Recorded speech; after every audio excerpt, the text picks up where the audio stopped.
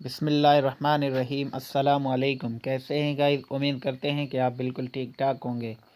Guys आज हम आपको बताएंगे कि आप अपने जैज़ नंबर को किस तरीके से निकाल सकते हैं।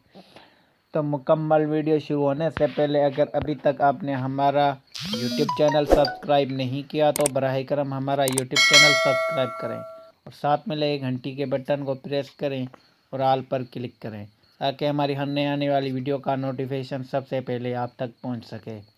तो गाइस इसके लिए आपको मोबाइल के फ़ोन में जाना होगा। फ़ोन में जाने के बाद आपको यहाँ पर *99# डायल करना है।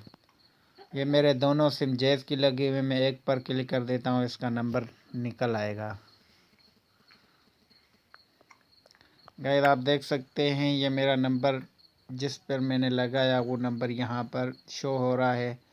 तो गाइस इस तरीके से आप अपने जैज़ नंबर को निकाल सकते हैं। *99# मिलाकर आप अपने जैज़ नंबर को निकाल सकते हैं। उम्मीद करते हैं कि हमारी ये वीडियो आपको पसंद आई होगी। अगर हमारी वीडियो पसंद आई तो हमारी वीडियो को लाइक करें, कमेंट करें और दोस्तों के साथ शेयर करें। अब तक के लिए दीजिए इजाज़त। अल्लाह निगहबान।